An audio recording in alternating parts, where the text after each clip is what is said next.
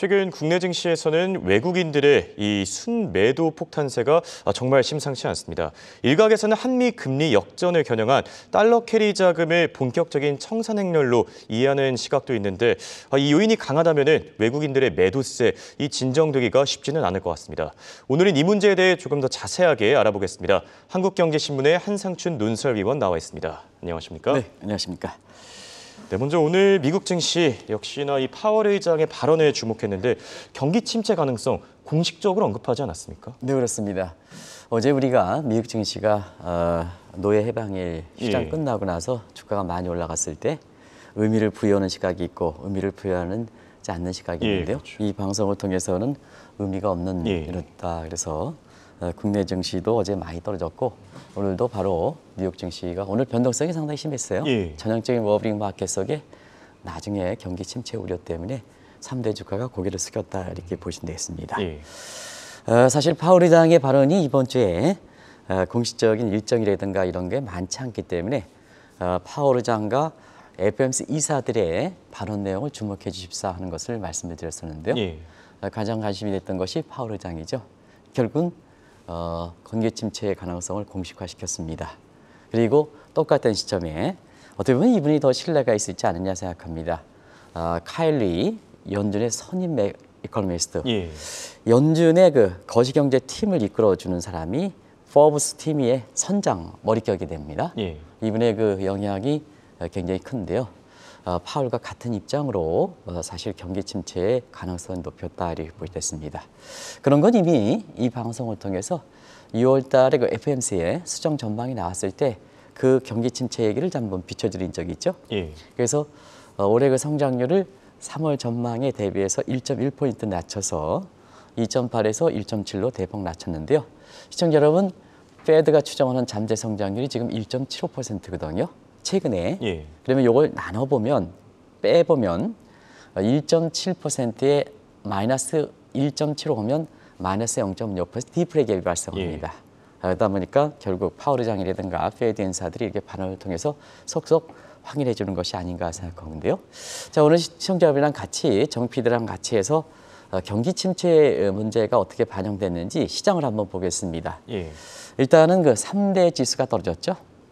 그리고 사실 미 달러 가치도 떨어졌을 겁니다. 아마 다시 한번 이렇게 같이 한번 시장이랑 보시기 바랍니다. 오늘 새벽에 그 방송해줬던 해설이 잘못돼 가지고 제가 같이 한번 보겠습니다. 경기 침체 우려가 많이 반영했다. 자, 정 PD 달러 가치를 좀 말씀해 주시기 바랍니다. 달러 가치 인덱스를 좀 보시면 인덱스 좀 떨어졌죠? 그리고 채권 가격은 거꾸로 올라가서 채권 금리는 떨어졌을 겁니다. 한번 대부분 다 하락했습니다. 하락했죠?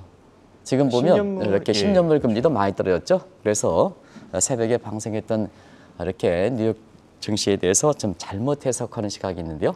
결과적으로 보면 경기 침체 우려를 파월 의장이 공식화되다 보니까 결과적으로 증시도 떨어지고 그다음에 달러 가치도 그 머큐리 측면에서 경기 요인 반영해서 떨어지고 그다음에 안정자산이 선호주는 측면에서 채권 가격 오르고 국채 금리 떨어졌다 이렇게 보겠습니다. 이런 게 있는데요. 실제로 그 미 국민들은요 경기 침체를 아주 피부적으로 와졌댔습니다. 오늘 그 새벽에 현재 연결해 보면 미 국민들은 굉장히 경제 고통이 심하다. 그래서 삼중고 얘기를 요새 그 홍영표께서 말씀하신 쓰리고 얘기가 굉장히 화두가 되고 있어요. 삼고 얘기를 하는데요. 미국은 다른 각도에서 우리는 환율과 금리와 이렇게 임금이 전부 올라가는 현상을 삼고다 이렇게 얘기하는데요. 미국은 다른 각도에서 삼고 현상을 얘기하거든요. 일단 생활 물가가 굉장히 올라가죠. 그렇죠. 미국의 그 PC보다도 국민들이 와닿는 CPI, 소비자 물가 상승률을 주목하는 것이 바로 이거다. 미 국민 입장에서는 오히려 소비자 물가 상승률이 더 체감적으로 와닿다 이렇게 보겠습니다. 그중에 나누면 생활 물가가 더 심한 거거든요. 미국의 생활 물가 굉장히 납니다. 저도 현재 연구가 있기 때문에 생활 물가가 얼마큼 심한지는 아주 알 수가 있고요. 그다음에 실질 소득이 많이 감소되고 있습니다. 이건 뭐 누차에 말씀드렸고요. 그다음에 주택 금리가 올라가고 여기 하나 더 친다면 여름 휴가철에 가솔린 가격이 올라가는 거다 이렇게 보겠습니다. 그래서 3중고, 4중고 얘기가 가솔린 가격 포함하면 4중고 얘기가 나오는 거다 이렇게 보겠습니다. 그러다 보니까 바이든 대통령이 최근까지 경기 침체가 아니다. 경기 침체를 피해갈 길이 있다. 앨런과 바이든 대통령이 그렇게 얘기했죠. 그러다 보니까 당신네들은 우리 국민들이 이렇게 어려운데 여전히 경기 침체가 아니라 하느냐, 또 침체가 되면 피할 길이 있느냐 하는 측면에서 나중에 한번 이것도 시청자 여러분이 좀 여유가 있으면 방송해 드리겠습니다. 당신네들은 내일의 태양만 뜬다 하는 마냐냐 경제가 아니다. 당신네들은 이렇게 미신처럼 제가 이 문제도 이제 다른 이렇게 것을 얘기해 샤만의 그런 것에 대해서 그런 뭐 국내에서 굉장히 민감하기 때문에 그냥 이렇게 미신 경제학 이런 표현을 쓰겠습니다. 미국에서는 뱀부에서 부드 경제학 표현을 쓰거든요. 그래서 날뛰는 경제, 당신들만 날뛰냐? 이건 나중에 한번 말씀드리겠습니다. 이런 비판을 받는 상황이거든요. 이런 것이 오늘 주가도 떨어뜨리고 달러 가치도 떨어뜨리고 안정자세는 채권 가격이 올라가면서 금리도 떨어뜨리고 금리가 안정되니까 비트코인 문제도 사실 2만 달러에서 크게 반등하지는 않았습니다는 비트코인도 2만 달러에서 이게 하락 속에 안정을 찾는 배경이 됐다 이렇게 됐습니다. 자, 그렇다면 앞서 이제 이슈에서도 잠깐 언급하긴 했지만 빌 더들리, 이 뉴욕 전 연은 총재죠. 오늘 발언이 좀 주목을 받았습니다. 경기 침체 가능성이 확대되고 있고 경제 이제 연착륙이 불가능하다 이런 발언 내놓지 않았습니까? 확전적 발언이죠. 예. 페드의 고정 멤버, FMC 결정의 고정 멤버거든요. 서울상으로 보면 3위에 해당되는 사람인데요. 지금 뉴욕 연준 총재의 서열은 사실 지금의 통화정책 부의장인 브레이너라든가 이런 사람은 더 서열이 높습니다. 시기는 그만큼 시장의 평가가 높다. 경우에 따라서는 파월 의장보다 높다. 이렇게 이제 보시면 되겠습니다. 그래서 지금 월가에서 이런 얘기를 하거든요. 지금 상태에서 페드 의장을 교체한다면 누가 가장 유력한 후보일까 하는 측면에서는 더들리를 얘기합니다. 그만큼 소신 있는 발언을 많이 한다 이렇게 보겠습니다. 그런 과정에서 파월이든가 이런 사람들이 지금 굉장히 신뢰 문제가 봉착되고 있지 않습니까? 그런 과정에서 같은 금리 결정권에 있는 사람들 중에 뉴욕 연준 총재의 발언을 굉장히 신뢰하는데요. 이분이 경기 침체 논쟁, 바이든 대통령이 심지어는 서머스 같은 협조를 요청할 정도로 이렇게 상황에서 연착륙이 불가능하다. 아주 딱 모를 것 같습니다.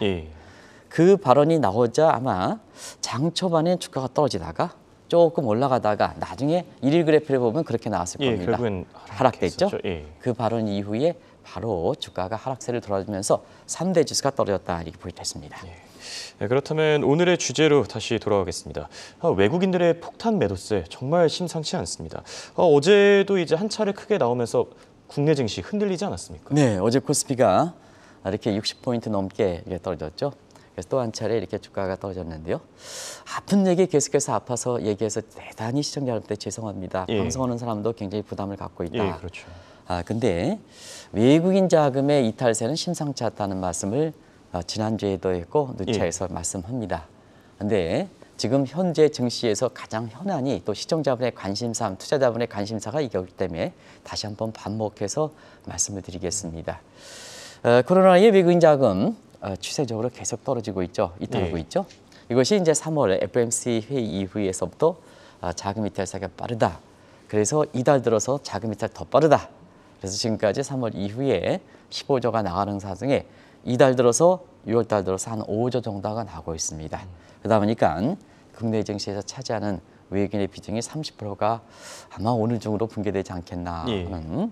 근데 이게 이제 비중을 산출하는 데 있어서는 여러 가지 코스피에 산정하는 것과 안흥적과 이런 것에 좀 차이점이 있습니다. 그래서 이미 30%가 붕괴됐다 이렇게 그러는데요. 버팀목인 채권 시장에서 자금이 이탈되고 있습니다. 그러다 보니까 미국의 금리를 올린다.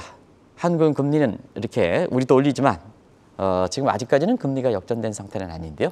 7월 이후서부터 미국은 자이언트로 올리고 한국은 빅스테이블 가져간다 하더라도 역전되는 게 아니냐. 지금 1.75 동일하지 않습니까? 그렇기 때문에 여기에 그냥 마냥 해서 한미 간의 금리 역전을 겨냥해서 달러 캐리 자금의 청산이다. 이렇게 이제 해석하는 시각이 있습니다.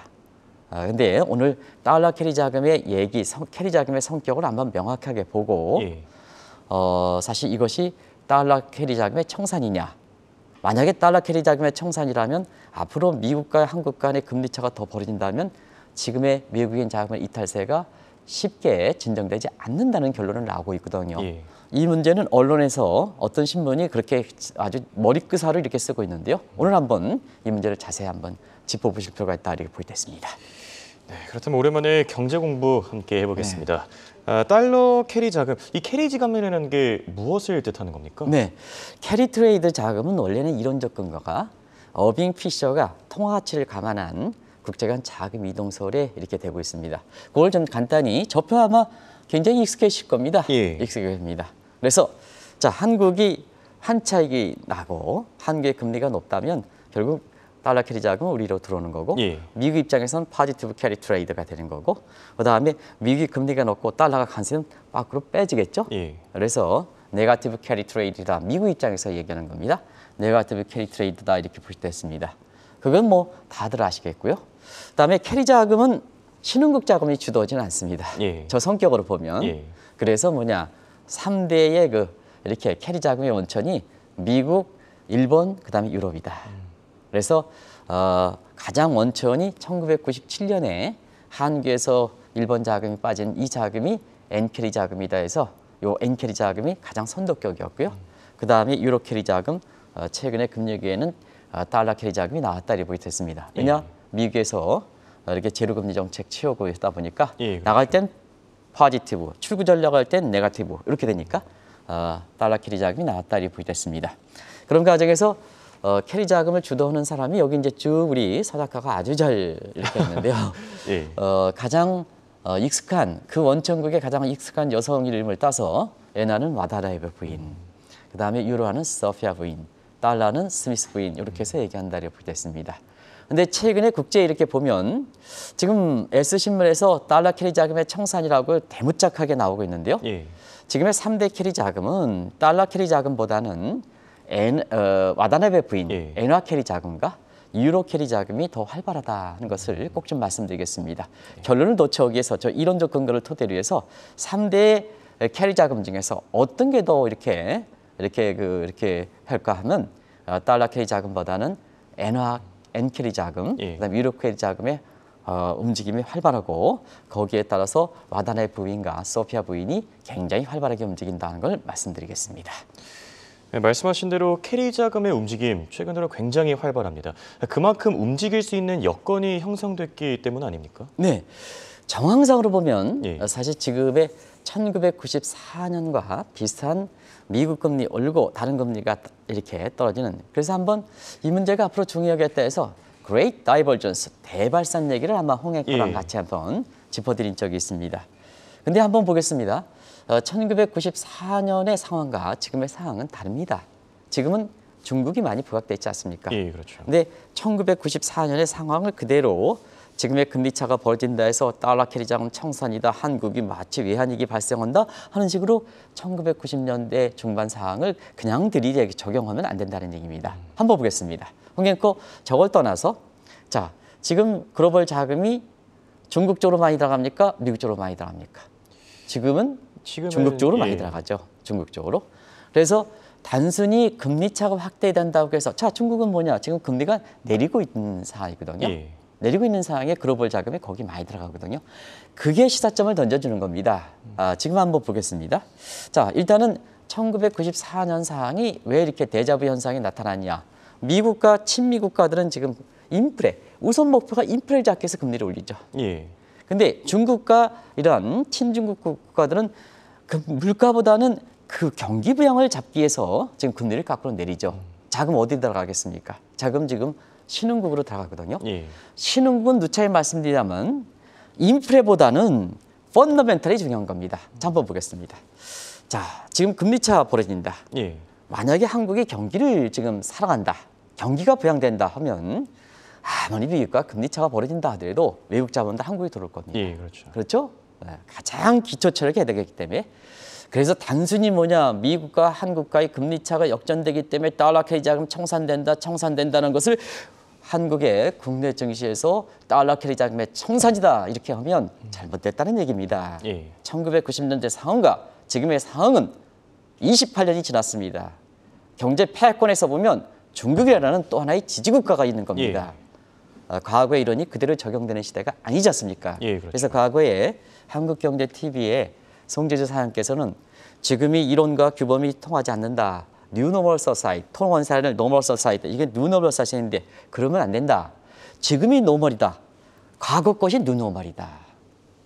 그래서 지금이 노멀이기 때문에 지금 대응해야 된다는 얘기입니다. 왜 과거 거를 유추시켜서 과거에 내렸으니까 이렇게 한다. 증권 하시는 분들 대부분 그렇죠? 예. 과거에 이렇기 때문에 지금 이렇게 된다. 이러면 안 된다는 얘기입니다. 예. 지금이 새로운 국면이다. 과거 게 틀렸다는 얘기입니다. 근데 틀린 거기를 왜 현재 거를 맞추냐. 그러다 보니까 여러 가지 지금에서 증시라든가 이런 상황, 기업의 대응 전략이라든가 이런 측면에서 상당 부분 잘못된 견해들이 나오는 거죠. 그런 측면을 좀 말씀드리겠습니다. 예.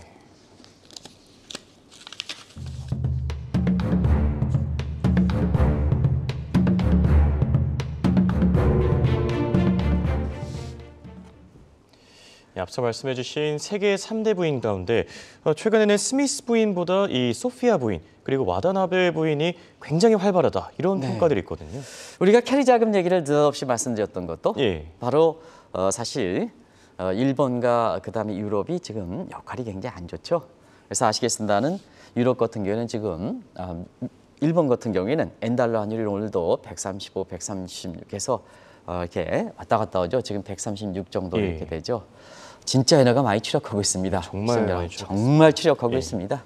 정말 이게 바로 뭐냐 한 글로벌 추세라든가 변화를 잊지 못하는 과거의 환경에 고집하는 사람들의 문제다 이렇게 보겠습니다.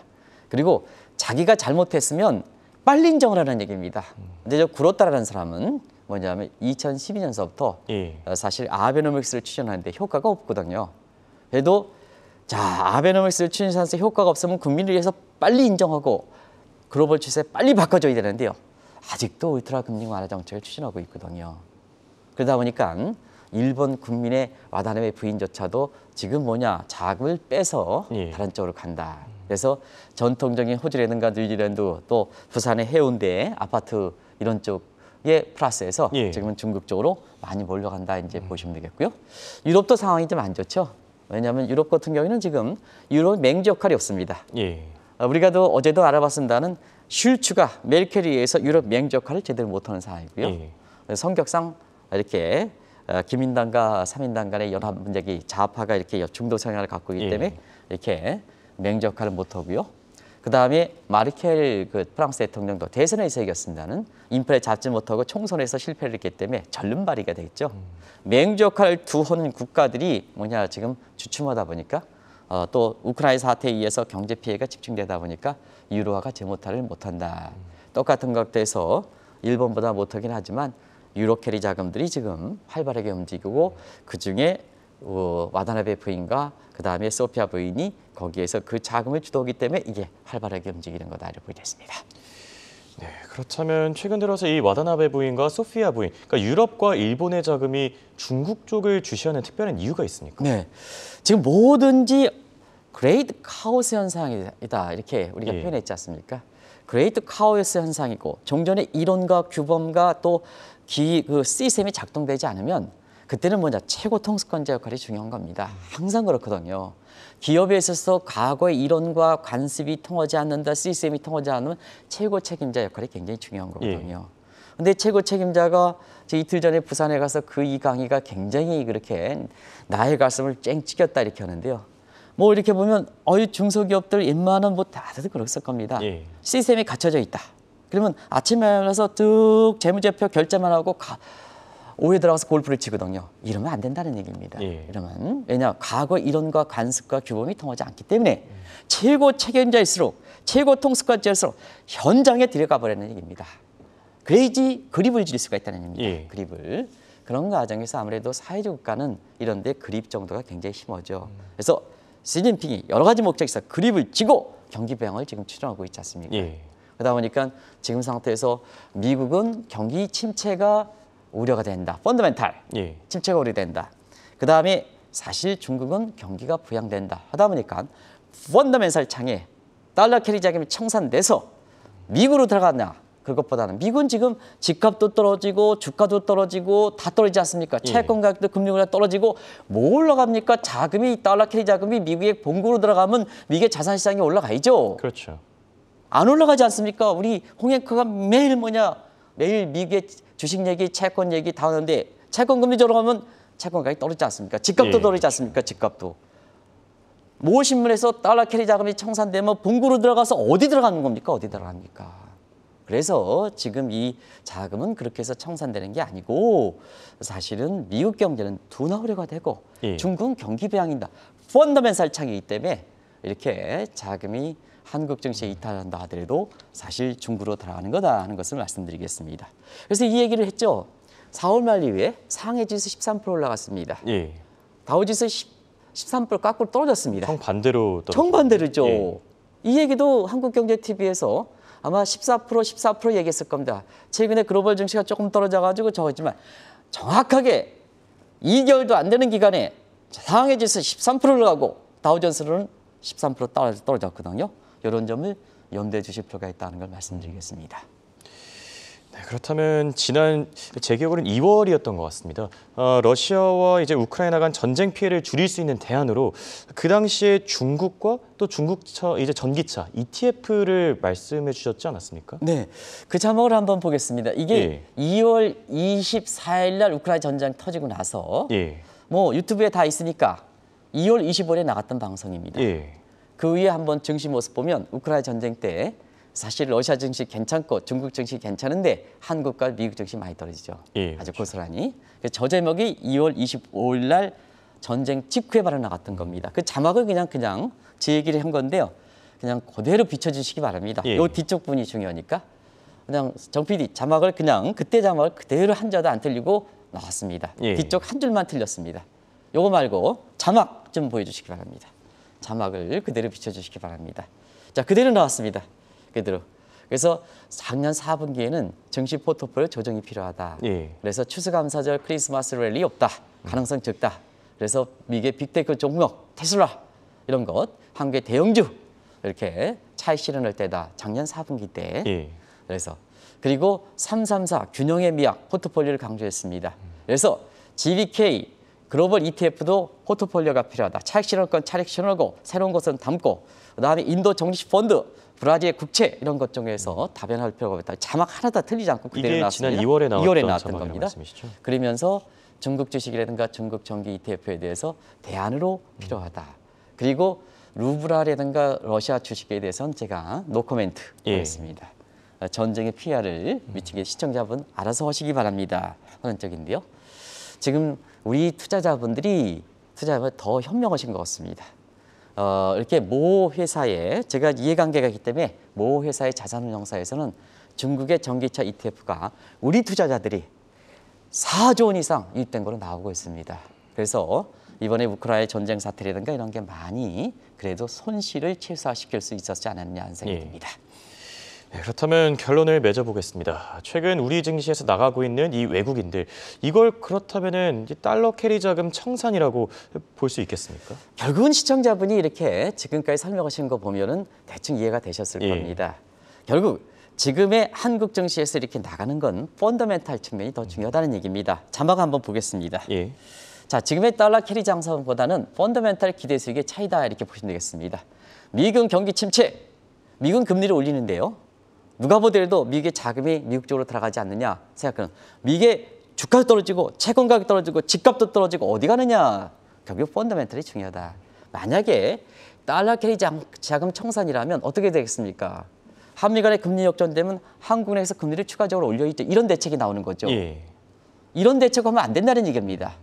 결국 펀더멘털의 기대 수익으로 한다면 결국 뭐냐 경기를 살려야 된다는 얘기입니다. 경기를 살린다는 기대감이 중요하다는 얘기입니다. 그게 중요하다는 것을 말씀드리겠습니다. 대책적인 면에서 그게 중요하다. 그리고 다음 자막을 한번 보시면 되겠습니다. 다음 장에서 우리가 했던 것은 자 신흥국 자금 리탈은 이렇게 금리차보다는 경기라든가 외환보유가 더 중요하다. 김석동 과거의 금융위원회 위기대책반에 우리나라에서 위기관의 최고 전문가십니다. 아마 윤석열 정부도 아마 이분을 좀 이렇게 참조하실 필요가 있지 않냐 하는 생각이 드는데요. 이런 분들이 외환보유가 중요하다 이렇게 금리차보다는 외환보유가 중요하다 그랬거든요. 그래서 현 정부 입장에서는 우리의 펀더멘탈 측면에서 경기도 좀 살려야 되고 특히 외화 캐시플로우 입장에서 무역 적자 추세가 지금 확대되고 있는데 요거 좀 관리 좀 해달라. 엄한 데 가서 우리 추가적으로 금리차 줄이겠다고 하지 말고 경기 살리고 그다음에 무역 적자 부분에 하는 것을 좀 줄이고 외화 캐시플로우 좀 가져가고 예. 이런 측면을 이렇게 하고요.